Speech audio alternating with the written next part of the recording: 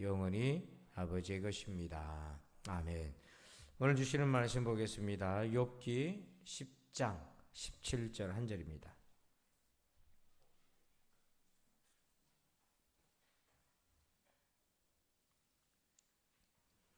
욥기 10장 17절 한 절입니다.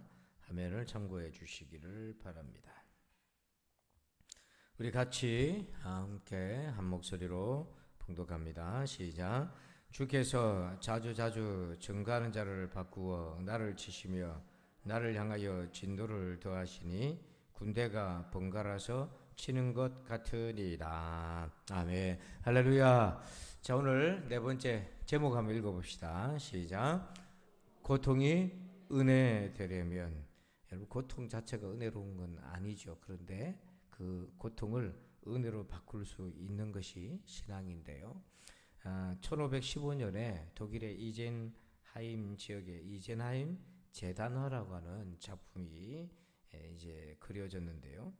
이 작품의 내용을 보면 예수님이 그냥 십자가에 달린 것이 아니라 형상을 자세히 보면 십자가에서 고문을 당한 겁니다. 근데 이제 이 그림이 그 당시에 많이 유행을 했어요. 왜 그랬나 이렇게 살펴보니까 그 당시만 해도 중세만 해도 종교개혁 전후 시절만 해도 사람들이 글을 몰랐어요. 글을 몰랐기 때문에 성경을 보거나 예수님의 십자가의 고난에 대해서 읽거나 배울 수가 없었어요. 그래서 그림을 그려서 그 그림을 통해서 복음을 전하는 것들이 많이 유행을 했었습니다. 어떻게 하면은 예수님이 당하신 고통을 생생하게 전달할까 해서 그 당시에 많은 화가들이 아주 리얼하게 이렇게 생생하게 주의 고통의 십자가의 그림을 그리면서 예수님이 어떤 고통을 당하셨는지를 알게 하고, 그리고 그걸 보는 사람들로 하여금 그 고통을 느낄 수 있도록, 최대한 느낄 수 있도록 그렇게 도왔다는 거죠. 왜냐하면 그 고통에는 하나님의 은혜가 있었기 때문에 그렇습니다. 그런데 욥을 보면 17절에 오늘 보니까 욥도 참 엄청난 고난을 이 과정을 통해 겪었어요. 주께서 자주자주 증가하는 자를 바꾸어 나를 치시며 나를 향해 진노를 더하사 군대가 번갈아서 치는 것 같으니이다. 얼마나 고통스러웠으면 군대가 번갈아서 나를 공격해 온다. 여러분, 무슨 한두 사람도 아니고 군대가 때로 몰려와서 나를 치는데 그것도 번갈아 가면서 친다. 고통의 크기가 더 커져갔다는 거예요. 처음에는 소유물을 다 잃어버렸어요. 그 당시 소유물은 그냥 재산이 아니라 자기 영광이거든요. 그게 다 사라졌죠. 그리고 자녀들이 장남의 집에서 밥 먹는 중에 집이 무너져서 한꺼번에 다 자녀들이 죽었습니다. 그리고 자기 몸에 병이 생겨서 발바닥에서 정수리까지 종기가 가득했어요. 여기까지의 고난만 해도 이거는 사건이고 물리적 고통이에요. 그 고통이 점점점 더해지는데 이후로는 정신적 고통이 가중되었어요. 하나님을 욕하고 죽으라고 하는 아내의 매몰찬 비난이 있었죠. 또 찾아온 친구들이 가슴 아픈 율법주의적인 그 진단으로 자기를 끊임없이 괴롭혔어요. 그래서 욥기 6장 25절에 이렇게 고백합니다. 단식해요. 옳은 말이 어찌 그리 고통스러운고. 친구들의 말 자체는 옳은 말인데 그걸 나한테 적용하기엔 내가 너무 고통스럽다 할 정도예요. 근데 욥의 이 고통은 자기가 피하고 싶어서 피할 수 있는 게 아니었어요. 자기 의사랑 상관없이 들이닥쳤거든요. 자, 그런데 예수님의 고통은 좀 달랐어요. 예수님은 얼마든지 피할 수 있었습니다. 얼마든지 피할 수 있었는데 스스로 그 고통의 자리에 자신을 내어주셨어요. 자, 마가복음 15장 23절 한번 읽어볼까요? 시작. 모략을 탄 포도주를 주었으나 예수께서 받지 아니하시니라. 자, 예수님이 모략을 탄 포도주를 사람들이 줬는데 그걸 받지 않았습니다. 여기서 모략을 탄 포도주는 일종의 마취제 같은 거예요. 이걸 거부하셨어요. 고통의 자리로 가셨는데 이 장면이 지나고 바로 나오는 장면이 뭐냐면 십자가에 못 박히는 장면인데 24절에 십자가에 못 박고 그 옷을 나눌새 누가 어느 것을 가질까요? 제비를 뽑더라. 그러니까 사람들이요, 십자가 형벌을 당하는 사람에게 마지막 베푸는 자비가 십자가에 못 박히기 전에 모략을 탄 포도주를 주는 겁니다. 그걸 마시고 일종의 마취를 대어서 이 고통을 경감시켜 주기를 원했는데, 근데 예수님 그걸 거부하시고 온전히 고통의 자리로 자기를 내어주셨어요. 왜 그렇게 하셨습니까? 왜 고통이 우리에게 존재합니까? 그 고통을 어떻게 우리가 은혜로 만들 수 있겠습니까? 은혜되게 하겠습니까? 세 가지 태도가 우리에게 필요합니다. 자, 첫 번째는 뭐냐면 1번 제목을 봅시다. 시작. 고통에 깨어있어라. 자, 우리 시편 116편 3절에 보면 사망의 줄이 나를 두르고, 자, 이 사망의 줄은 뭔가 목숨 위험한 상황이 생긴 거죠. 그런데 그 다음 이어서 수월의 고통이 내게 이름으로 내가 환난과 슬픔을 만났을 때, 이렇게 얘기해요. 사망의 줄이 그냥 내가 죽을 위기다로 끝난 것이 아니라, 자, 이 다윗은 뭐로 연결시키냐면 수월의 고통이라고 되어 있는데 킹 제임스 버전에서는 뭐라고 이걸 번역하냐면 지옥의 고통이라고 얘기합니다. 그러니까 지혜로운 사람, 믿음의 사람들은 고통을 연결을 시켰어요. 자, 주님도 이 고통을 연결시키시는데 마태복음 5장 29절에 만일 네 오른 눈이 너를 실족하게 하거든 뼈 내버리라. 네 백체 중 하나가 없어지고 온몸이 지옥에 던져지지 않는 것이 유익하며. 자, 오른 눈을, 죄 때문에 오른 눈이 범죄했다면 그 오른 눈을 적출하는 그 고통을 뭐로 연결시키냐면 온몸이 지옥에 던져지는 고통으로 연결시키고 있어요. 예수님은 그렇게 지금 고통을 연결시켜요. 제자들에게 그렇게 가르쳐요. 또 마태복음 5장 30절에 또한 만일 내 오른손이 너를 실족하게 하거든 찍어 내버리라. 내 백체 중 하나가 없어지고 온몸이 지옥에 던져지지 않는 것이 유익하니라. 만약 오른손이 범죄했다면 그 오른손을 찍어서 잘라내라. 그 찍어 내버려지는 그 고통을, 그 고통으로 머물지 말고 온몸이 지옥에 던져지는 고통으로 연결시켜라는 거죠. 그래서 여러분, 오늘 고통이 은혜되려면 그 고통을 연결시켜야 됩니다.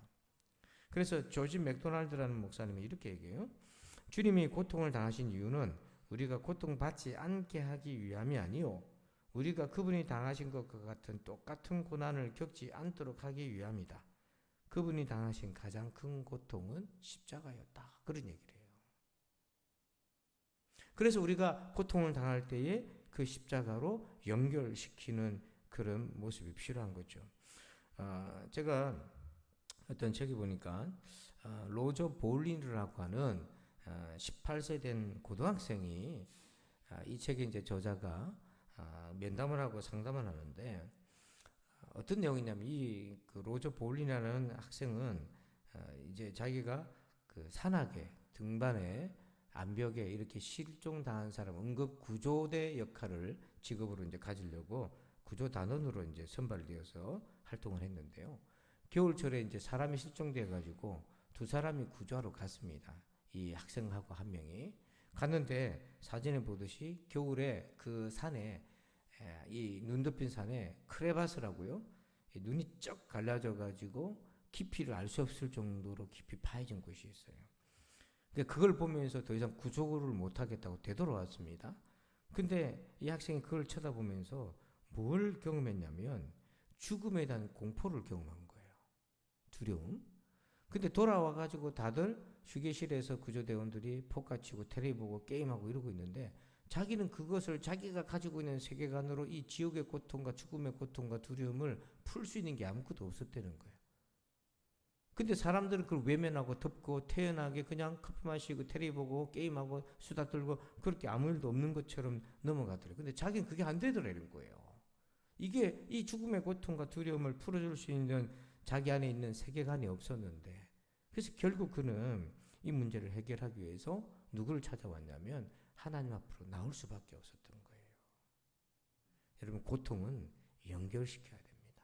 그 자체로 고립시켜서 지워버리면 안 된다는 얘기인 거예요. 두 번째는요, 두 번째, 겸손하십시오. 자, 왜 그런가? 우리 성경 말씀 시편 107편 12절 읽어봅니다. 그러므로 그가 고통을 주어 그들의 마음을 겸손하게 하셨으니 그들이 엎드러져도 돕는 자가 없었도다. 자, 우리 빨간 글씨 한번 더 읽어볼까요? 시작. 그가 고통을 주어 그들의 마음을 겸손하게 하셨으니. 여러분, 고통은요, 겸손의 회복의 지점을 만들어줍니다. 참 묘하게도 그렇게 돼요. 어떤 분이 그 집사님인데요, 중소기업을 운영하는 분인데 그 당시 자본 규모가 30억이에요. 지금으로는 좀 더 되겠죠. 오래전이니까요. 그래서 형통하게 잘 나갔어요. 교회에서 집사직분을 받고 그랬는데 주일만 간간히 지켰는데요. 돈 번다고 이제 장사한다고 사업한다고 얼마나 바빴겠어요. 근데 어느 날 몸이 아파. 그럼 아파서 병원에 가보니까 췌장암 말기 진단을 받았어요. 그래가지고 방사선 항암 치료를 받는데 너무 힘들고 고통스러워서 병원에 입원해서 이제 치료를 받는데, 여러분 주변에 가족에 그런 분이 있으면 알다시피 체력이 완전히 바닥이 떨어지잖아요.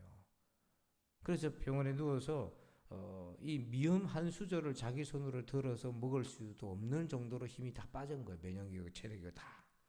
그때 성령의 음성을 생생하게 들었어요. 성령께서 이렇게 얘기하시더래요. 나는 네가 생명같이 아꼈던 30억 재산을 미음 한 수저로도 바꿀 수 있다. 그 음성을 탁 들었어요. 그리고는 자기 지난날의 모든 삶을 하나님의 관점에서 다시 쫙 비춰보면서 그 말씀을 듣고 회개하지 않을 수가 없었어요. 그리고 척히 낮은 겸손의 자리로 내려갔어요. 저도 목회하면서 부목사 시절, 전도사 시절 때부터 쭉 보면서 그런 분들을 간간히 봐왔습니다. 고통이 그분을 어떻게 겸손의 자리로 내려 낮아지게 하셨는지. 그전에는 정말 교만했던 사람들인데. 자, 고통은 그럼 왜 우리에게 이렇게 겸손하게 하나? 자, 예수님의 말씀 봅시다. 27장 46절입니다. 시작. 제9시쯤에 예수께서 크게 소리질러 이르시되 엘리 엘리 라마 사박다니 하시니 이는 곧 나의 하나님 나의 하나님 어찌하여 나를 버리셨나이까 하는 뜻이라. 아멘. 이 마지막 탄식에 하나님으로부터 버림받잖아요. 이 버림받는 게 뭐냐면, 고통에서 사람은 왜 겸손해지냐면 철저한 자기 무력감을 경험하기 때문에 그래요. 내가 아무것도 아니라는 걸 아는 거예요. 사람은 어릴 때부터 현대 교육 문화는 뭘 가르쳤냐면 인간에게 자기 효능감을 심어줬어요. 너 할 수 있어. 너 잘하고 있어. 너 위대한 일을 할 거고 꿈을 가지라. 비전을 가지라. 그게 나쁜 건 아닌데 자기 실체를 모르는 자기 효능감에 사로잡혀가지고요. 그 껍데기를 못 벗는 거예요. 근데 그 껍데기를 벗는 지점이 어디냐면 자기 무력감을 느끼는 고통이에요. 그냥 고통이 아니라 나 아무것도 아니었구나라는 거예요. 그건 절망하고 좀 다른 것입니다. 우리가 아무것도 아닌 거죠. 그래야 하나님의 은혜를 뭘로 받냐면 값싸게 받는 게 아니라 하나님의 은혜를 이 세상에 그 무엇과도 비교할 수 없는 은혜로 받아지는 거예요. 근데 이 순간에도 사실은 하나님의 은혜가 작용합니다. 이 고통이 겸손으로 끌고 가려면 그것도 하나님의 은혜가 필요해요. 자, 왜 그러냐? 누가복음 23장 33절 보면 해굴이라 하는 곳에 이르러 거기서 예수를 십자가에 못 박고 두 행악자도 그렇게 하니 하나는 우편에 하나는 좌편에 있더라. 자, 이 강도가 두 강도가 있는데 똑같은 고통이잖아요. 예수님과 비슷한 고통이 자리에 있잖아요. 근데 한 강도는 예수님을 뭐합니까? 비난하죠. 네가 그리스도라면 내려와서 우리를 구원해봐라. 근데 또 하나의 강도는 뭡니까? 주님 나라에 임하실 때 나를 생각해 주세요. 고통이 그에게는 뭡니까? 한 번도 찾지 않았던 주님을 찾는 겸손의 자리로 내리죠. 이게 뭐냐면 태도예요. 그래서 성 어거스틴은 이런 얘기를 합니다. 고통은 동일하나 고통을 당하는 사람은 동일하지 않다. 악한 사람은 고통을 당하면 하나님을 비방하지만 선한 사람은 같은 고통 속에서 하나님을 찬양한다. 무슨 고통을 당하느냐가 문제가 아니라 어떻게 당하느냐가 문제다. 똑같은 미풍이 불지만 오물은 더러운 냄새를 풍기고 거룩한 기름은 향기로운 냄새를 풍긴다. 고통이 우리의 존재됨을 드러낸다는 거죠. 자, 마지막 세 번째입니다. 3번째 읽어봅시다. 시작. 하나님을 찾으라. 자, 우리 50절 마태복음 27장 50절입니다. 예수께서 다시 크게 소리 지르시고 영원히 떠나시니라. 자, 여러분 예수님이 운명 직전에 크게 소리를 질렀다고 되어 있어요. 그 무슨 소리를 지르셨을까요? 자, 누가복음에서는 그것을 설명을 합니다. 누가복음 23장 46절에 이렇게 얘기해요. 예수께서 큰 소리로 불러 이르시되 아버지 내 영혼을 아버지 손에 부탁하나이다 하고 이 말씀을 하신 후에 숨지시니라. 자, 그 큰 소리의 실체는 뭐냐면 내 영혼을 아버지께 부탁합니다. 자, 여러분 고통은요 구원의 시작점이 됩니다. 그걸 보여주신 거예요. 자, 시편 107편 28절에 이에 그들의 고통 때문에 그다음 뭐라고 되어 있습니까? 여호와께 부르짖음에 그가 그들의 고통에서 그들을 인도하여 내시고, 자, 이 고통 때문에 누구를 찾아요? 하나님을 찾아요. 여러분, 고통 때문에 하나님을 찾으시길 바랍니다. 그게 고통을 은혜되게 하는 길이에요. 그 고통 때문에 여호와께 부르짖었다. 제가 하나님께 놀라다라는 책이 있는데, 그걸 보다가 아주 중요한 부분, 이걸 꼭 여러분들과 나누고 싶어서 메모를 해놓은 게 있는데요. 제가 그냥 읽어드릴 테니까 한번 들어보십시오. 우리에게 찾아오는 모든 고통을 하나님이 직접 만들어내시진 않지만 나는 그분이 그 고통의 역할을 귀히 여기신다고 생각한다. 위에서 나열한 것들에 떠밀려 우리의 영혼이 이르는 곳, 바로 그곳에서 믿음과 신뢰와 사랑이 자라난다. 하나님은 우리를 도무지 답이 나오지 않는 곳, 우리의 역량이나 지식을 의지할 수 없는 곳으로 데려가신다. 왜 그렇게 하실까? 우리가 우리의 공식이나 영적 훈련 또는 성경 지식이 아니라 하나님만 의지하길 원하시기 때문이다. 하나님은 우리가 절감하는 자신의 한계, 우리가 맛보는 슬픔을 사용하셔서 우리가 알지 못하고 볼 수 없는 곳으로 우리를 데려가신다. 달리 의지할 데가 없는 그곳에서 하나님께 손을 내밀어 그분을 붙들게 하시려고. 그 고통이 하나님이 시작하신 건 아니라 할지라도 하나님은 그 고통을 기이 여기셔서 하나님을 찾게 만드신다. 그러니까 여러분이 말할 수 없는 고통의 순간에 놓여져 있을 때 여러분 좌로 튕겨져 나가거나 우로 튕겨져 가지 마시고 하나님 앞으로 넘어지시기 바랍니다. 욥은 고통을 거부할 수 있었어요. 거부할 수 없었어요. 자기 의사랑 상관없이 밀려왔는데 예수님은 거절할 수 있었어요. 피할 수 있었어요. 하지만 그 고통의 자리를 그대로 자기를 내어드렸습니다. 왜 그렇습니까? 우리 때문에. 세 가지를 꼭 기억하십시오. 첫 번째, 고통에 대해 깨어 있으십시오. 그걸 연결시켜야 됩니다. 두 번째, 고통 앞에 겸손해지십시오. 세 번째, 하나님을 찾으십시오. 이런 은혜가 있기를 주님의 이름으로 축원합니다. 우리 함께 찬양 드리겠습니다. 예수로 사네. 함께 찬양하면서 말씀 가지고 기도하겠습니다.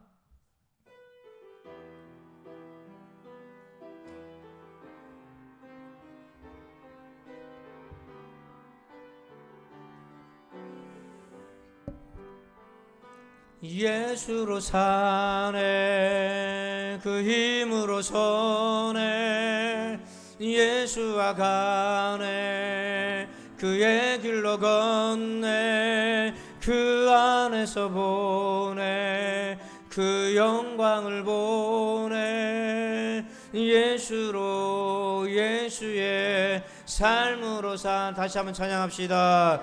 예수로 사네, 그 힘으로 서네, 예수와 가네, 그의 길로 걷네, 그 안에서 보네, 그 영광을 보네. 예수로, 예수의, 우리 다시 한번 두 손 들고 결단하며 찬양합시다. 예수로 산, 아무리 고통스러워도 주님 앞으로 나옵시다. 아멘. 예수로 가네, 그의 길로 걷네, 그 안에서 보네, 그 영광을 보네. 예수로, 예수의 삶으로 사네. 우리 주여 삼창 기도합시다. 주여, 주여, 주여. 아버지 하나님,